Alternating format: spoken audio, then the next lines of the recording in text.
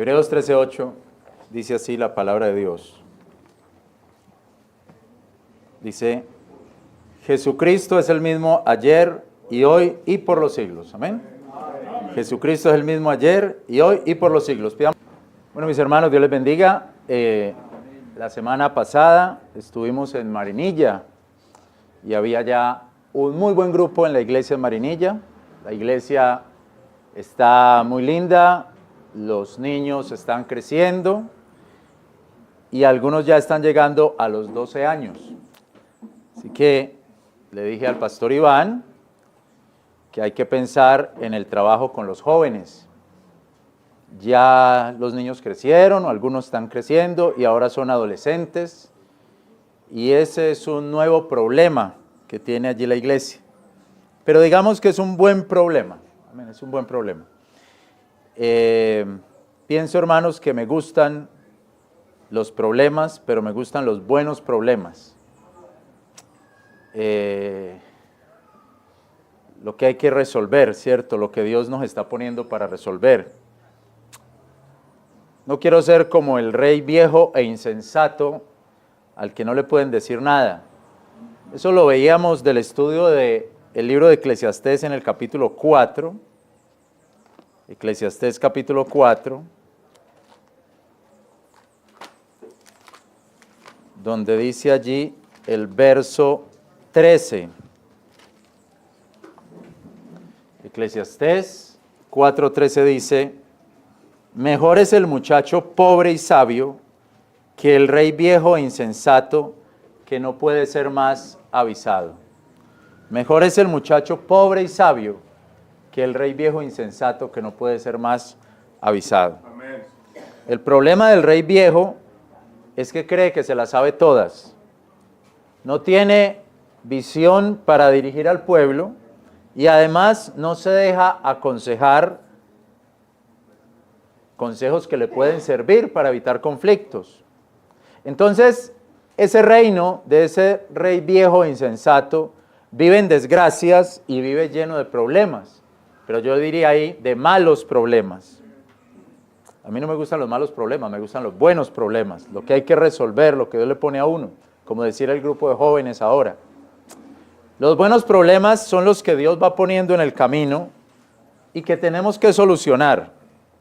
Yo le dije al pastor Iván, bueno hermano, ya se viene el grupo de jóvenes, ahí lo voy avisando. Si el pastor Iván actúa como el rey insensato, pues dejará que pasen las cosas y no se percatará de eso.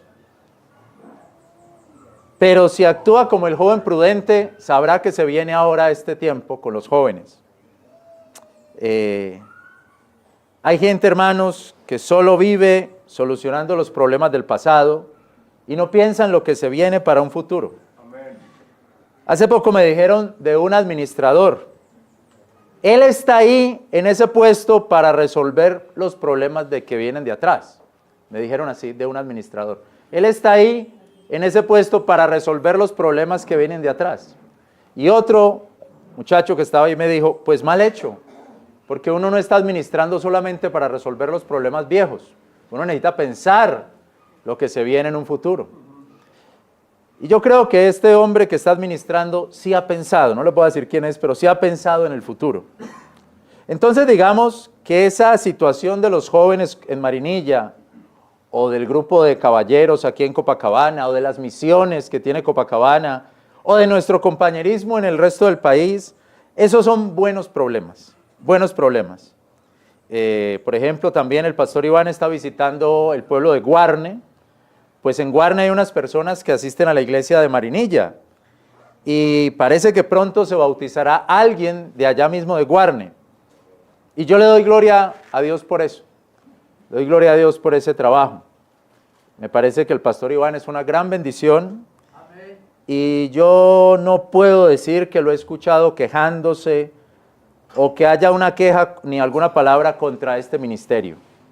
Siempre lo veo allí trabajando para su gente y para el pueblo que Dios está formando en el oriente antioqueño. Otra de las grandes bendiciones o algo que me sorprendió allí el domingo pasado en Marinilla fue que, y fue una sorpresa para mí, fue que alguien se me acercó una mujer y me dijo, pastor, queremos apoyar la obra misionera en Valparaíso. Queremos dar un aporte mensual para que vayan a Valparaíso, para que alguien vaya una vez al mes allá. Y para mí eso fue un poquito extraño, porque nosotros ya fuimos sin esperar que alguien apoyara eso. Pero también recordé que el hermano Dubier era de la iglesia de Marinilla, el hermano que está en Valparaíso. Cuando esa hermana se me acercó y me dijo eso, bueno, yo dije, gloria a Dios, le doy la gloria a Dios por eso y le doy la gloria a Dios por esas hermanas, por esas mujeres que apoyan en silencio la obra misionera.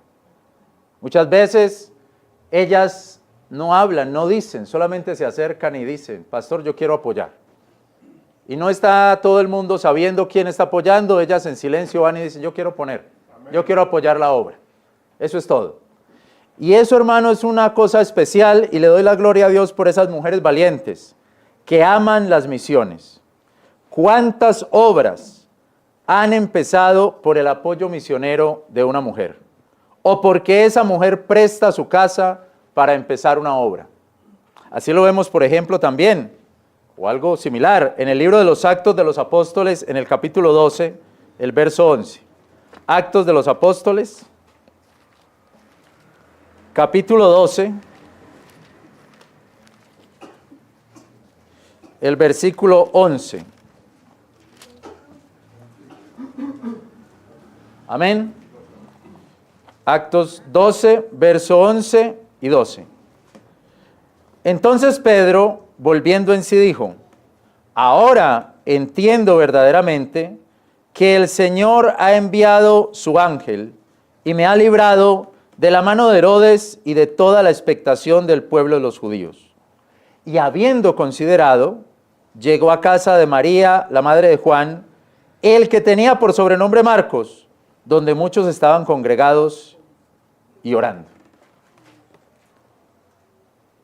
Mire, hermanos, que esa no era la casa del esposo de María, ni era la casa de Juan Marcos, era la casa de María. Ahí dice, llegado a la casa de ella. Esa mujer tenía en su casa un grupo de oración, porque había muchos congregados orando. ¿Cuántas obras no empiezan? Porque una mujer abre las puertas de su casa. Dice, aquí está mi casa, pastor. O si no abre las puertas de su casa, dice, yo pongo tanto para que empiecen. Diga qué hay que hacer. ¿Cuántas obras así lo podemos ver ya desde este versículo? ¿Cuántas iglesias no han empezado en el corazón que Dios abre de una mujer? Sea que comienzan en su casa, o sea porque esa mujer apoya esa obra con su dinero. También algo que me parece muy llamativo es la palabra, o las palabras, la obra. La obra. Porque la obra habla como en femenino, la obra es femenina. Es algo que podemos ver especialmente en nuestra Biblia en español, la obra. Mire, primera carta a los Corintios 15, 58. Primera carta a los Corintios, capítulo 15, verso 58. Amén. Primera carta a los Corintios, capítulo 15, verso 58. Así que, hermanos míos amados, estad firmes y constantes, abundando siempre en la obra del Señor, sabiendo que vuestro trabajo en el Señor no es vano. Porque no es vano.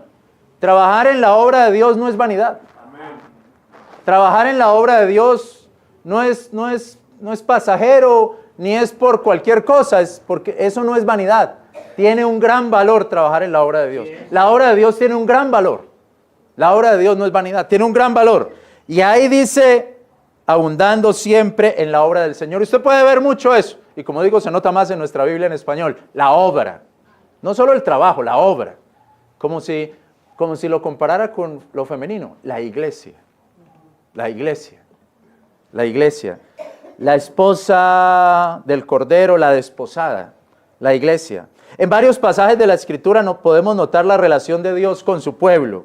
Y esa relación de Dios con su pueblo muchas veces le dice la esposa, la iglesia. La iglesia es su amada, su esposa. O la que va a ser su esposa, ¿cierto? Ahora digamos su desposada, su esposa. Un pasaje especial que habla de una mujer, de una nación pero que podría llevarse a la iglesia, digamos de manera espiritual, está en Isaías capítulo 54. Vaya a Isaías 54.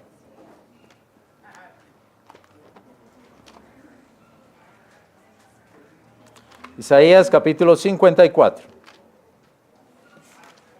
Le damos la gloria a Dios, hermanos, amén. Amén, amén. Le damos la gloria al que vive por siempre. Isaías capítulo 54 dice allí. Isaías 54. Alégrate, oh estéril, la que no paría. Levanta canción y jubila, la que nunca estuvo de parto. Porque más harán los hijos de la dejada que los de la casada, dijo Jehová. Y ahí está hablando de una mujer, la dejada, la desamparada, la que nunca estuvo de parto. Pero después dice en el versículo 5, porque tu marido será tu hacedor. Jehová de los ejércitos es su nombre y tu redentor, el Santo de Israel. Entonces está hablando de una relación matrimonial. ¿Quién es el esposo? Dios. ¿Y quién es la esposa? La nación. Su pueblo al que le dice la esposa, la mujer. La iglesia será al final. Ahora, hermanos, allí se muestra al pueblo de Dios como una mujer rescatada. Miremos la descripción de esta mujer. Versículo 1. Alégrate estéril, la que no paría. O sea, es una mujer estéril. Mujer avergonzada en su juventud y en su afrenta. Mira el versículo 4 de Isaías 54. No temas, que no serás avergonzada, y no te avergüences, que no serás afrentada. Antes te olvidarás de la vergüenza de tu mocedad y de la afrenta de tu viudez. No tendrás más memoria. Una mujer avergonzada y afrentada. Una mujer que no podía tener hijos. Avergonzada y afrentada. Hermanos, una mujer abandonada, repudiada. Mira el verso 6. Porque como mujer dejada y triste de espíritu te llamó Jehová. Y como mujer moza que es repudiada, dijo el Dios tuyo. O sea, es como Dios rescatando a esa nación. Dios rescatando a ese pueblo. Dios rescatando a esa mujer que dice, yo soy tu marido. Yo soy tu marido. Así, mis hermanos y mis hermanas, Dios mira a esta mujer y la ve triste de espíritu, dejada, triste, repudiada. La describe así como una mujer sin consuelo. Versículo 11. Pobrecita, fatigada con tempestad, sin consuelo, sin consuelo, sin consuelo. En todo este capítulo, mis hermanos y mis hermanas, el Señor se muestra en varios de sus atributos. Se muestra como un ser sabio, se muestra como el esposo consolador, cuidador, pero hay un atributo en especial y se muestra inmutable. Él no cambia. Por eso leímos, Jesucristo es el mismo ayer, hoy, por los siglos. Es un Dios inmutable, no cambia. Así que, mis hermanos, me alegra mucho que la obra que estamos haciendo en todos los lugares donde podemos y donde Dios nos ha puesto y donde estamos participando también de la edificación de ese pueblo. Estamos preparando a la novia para las bodas. Amén. Dios en su inmutabilidad decidió casarse con su pueblo. Y a este pueblo en el día de hoy le llama la iglesia. Amén. Y en nuestro caso, la obra de Dios en este ministerio, también le damos gracias a Dios que nos permite preparar a esa iglesia. Amén. En lo que nos corresponde. En estos momentos, hermanos, estamos estudiando en el Instituto Bíblico los atributos de Dios. Y uno de esos atributos que deja tantas enseñanzas es su inmutabilidad. Dios es el mismo, Dios no cambia. Santiago capítulo 1, verso 17. Santiago 1, 17 dice: toda buena dádiva, todo don perfecto, es de lo alto, que desciende del Padre de las lumbres, en el cual no hay mudanza, ni sombra de variación. Dios no cambia, su naturaleza no cambia. Nuestro Dios es un Dios con la misma naturaleza que ha tenido por toda la eternidad. Y en esa inmutabilidad tiene un pueblo al que le llama su esposa o con el que se va a casar. Y todas las comparaciones son con una mujer dejada, triste, abandonada, que Él la va a consolar, que Él la va a cuidar, que Él la quiere para sí. Entonces me alegra, nos alegramos de que estamos participando de esa obra, de que estamos participando de la obra de Dios. Me alegra, hermano, de que estamos ahí haciendo algo porque Dios nos permite que lo hagamos. Salmo 33:11. El consejo de Jehová permanecerá para siempre. Los pensamientos de su corazón por generación y generación. Mira lo que dice ahí. Los pensamientos de su corazón de Dios por generación de generación. Siempre estarán ahí. Es claro que Dios no cambia. Su naturaleza no varía. Él es como Él es. No es que Dios sea un Dios hoy y sea otro Dios mañana. No es que Dios fue un Dios ayer y sea otro Dios hoy. No, Él es el mismo, ayer, hoy, por los siglos. Amén. Su naturaleza no cambia. No cambia con el tiempo y no cambia con el espacio. No es que Dios sea un Dios aquí en Medellín y sea otro Dios en Kentucky y sea otro Dios en Pasto y sea otro Dios en Nueva York. No, es el mismo Dios. Por eso todos nos podemos reunir aquí, congregar aquí, porque estamos hablando del mismo Dios.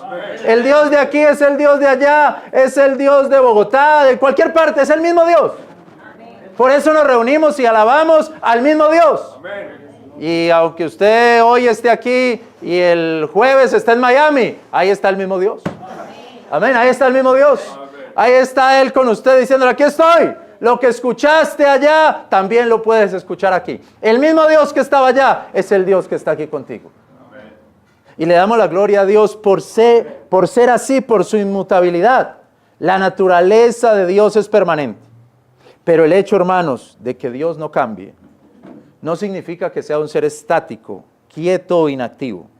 Dios es estable, pero es activo y dinámico. Él actuará de acuerdo siempre a sus propósitos y siempre tendrá la manera de volver a sus propósitos.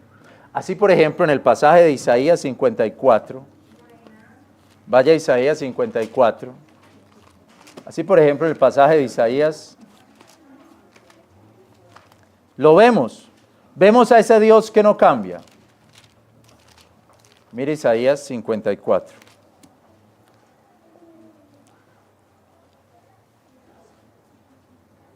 Dice ahí el versículo 8.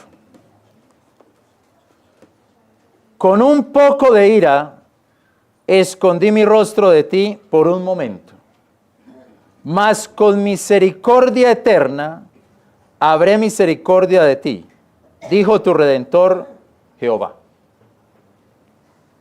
O sea, la naturaleza de Dios no cambia. Su ira es por un momento y su misericordia es eterna. ¿Sí lo ve en el versículo? Volvemos a leerlo. Con un poco de ira escondí mi rostro de ti, por un momento, mas con misericordia eterna habré misericordia de ti, dijo tu Redentor Jehová. Amén, amén. O sea que en su naturaleza Dios se aira, pero por un momento. Pero en su naturaleza, su misericordia es eterna. Como dicen varios pasajes, grande en misericordia, corto de iras, pero largo en misericordias. Lento de iras, pero luengo en misericordia. Esa es la naturaleza de Dios, y eso no cambia en Dios, porque Él es así. Alguien dice, yo cuando digo una cosa enojado me quedo así y no cambio. En su ira se sostiene, pero mire que esa no es la naturaleza de Dios.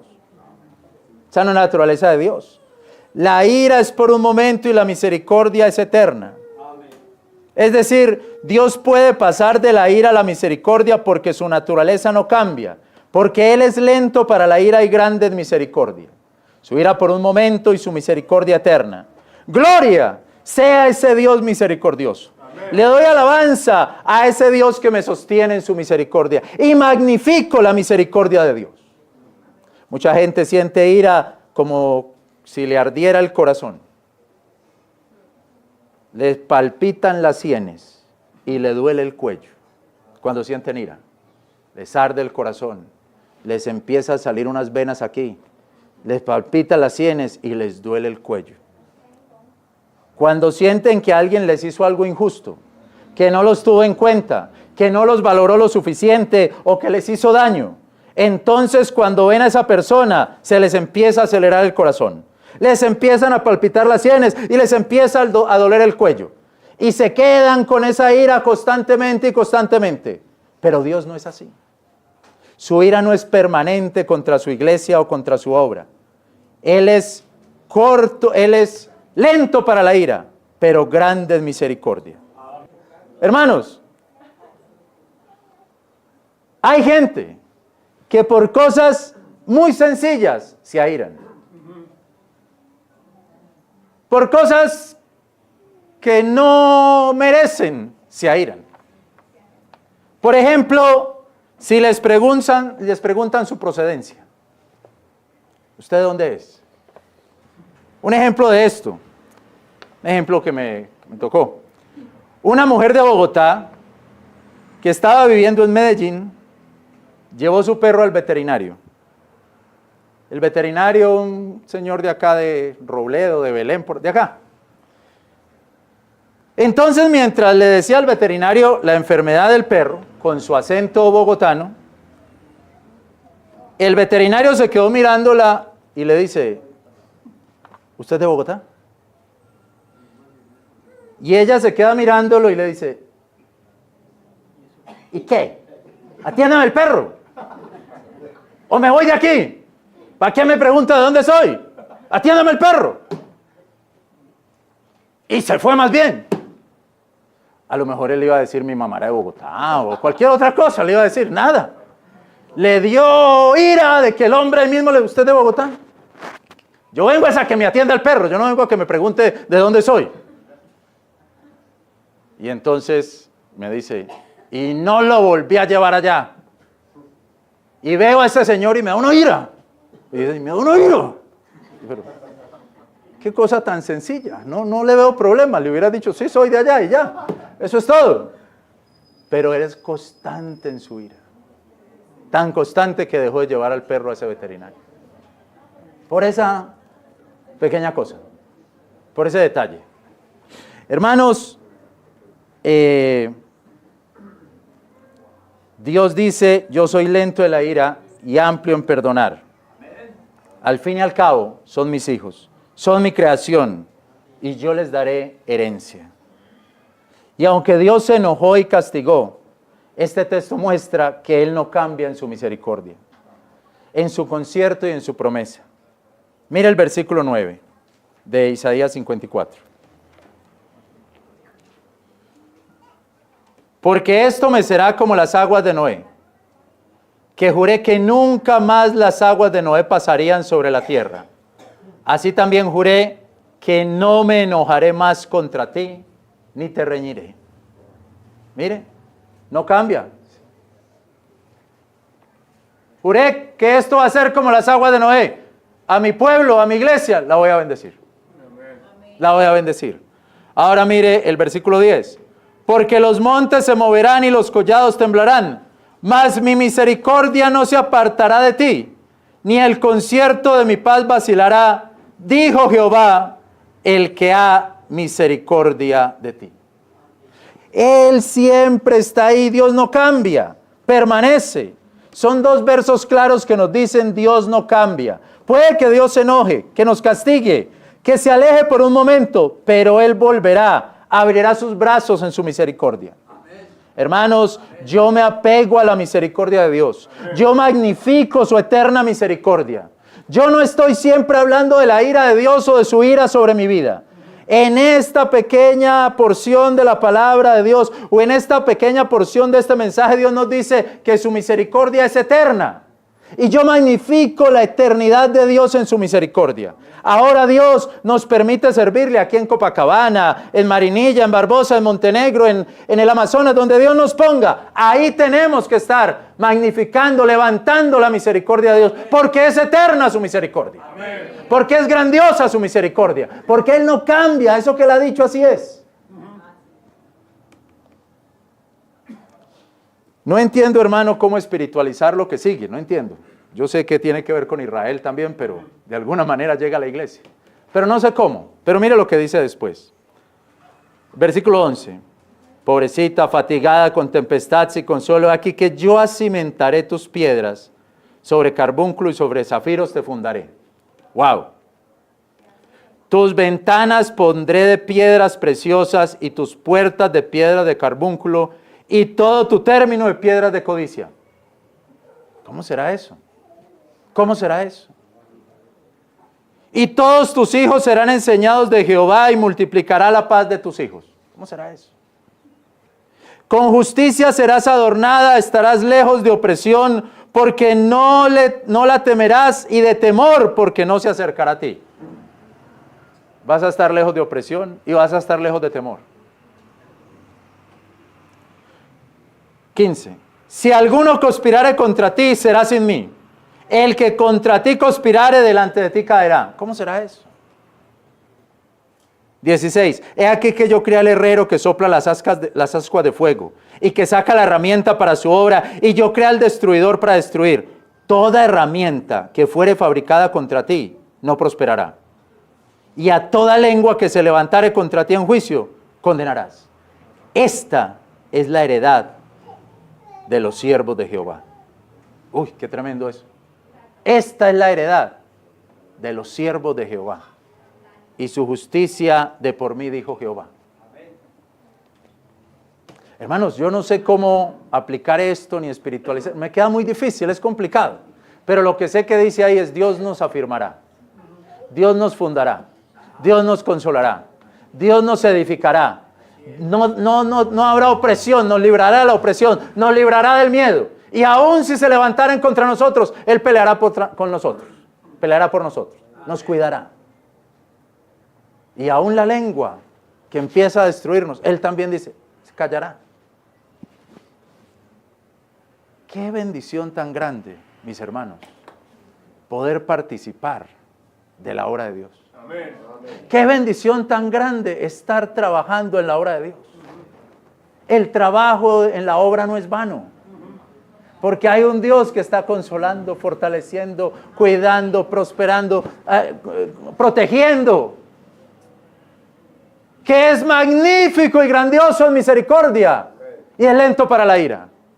Así, hermanos, que este momento es especial. Porque es Él aquí diciéndonos que Él tiene misericordia de nosotros. Amén. Que Él nos fortalece. Que Él está por su pueblo. Y si usted no ha recibido al Señor Jesucristo, la ira de Dios puede llegar en cualquier momento. Será un momento, pero será un momento destructor.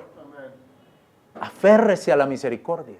Si usted no ha recibido al Señor Jesucristo, no lo ha querido hacer, no le ha interesado, pues por alguna razón está hoy aquí, para que escuche esta palabra y diga: yo quiero pegarme de la eterna misericordia de Dios y no de su ira, que es por un momento. No quiero ver el día de la ira, quiero ver la eternidad de su misericordia. Quiero estar en la eternidad de su misericordia. ¿Usted lo quiere hacer? Pues llegue a Cristo, vaya a Cristo de todo corazón. Si no lo ha entendido en todo el tiempo que lleva escuchando esta palabra, entiéndalo hoy. Dios es eterno en misericordia y un día llegará su ira, pero Él no quiere que estés en esa ira, sino que quieres que participes de esa eterna misericordia. Amén. Hoy es el día, si no lo has hecho. Recibe a Cristo en tu corazón, dale tu vida al Señor Jesucristo. Amén. Cree que Él es tu Salvador, porque cuando fue a la cruz, ahí se manifestó la ira de Dios sobre Él. Amén. Y la misericordia sobre el mundo. Amén. La ira que fue por un momento y la misericordia que sigue abierta y eterna. Amén. Vamos a orar y le damos gracias a Dios. Amén. Padre, te damos la gloria, te damos la alabanza. Por un momento tu ira, pero eterna tu misericordia.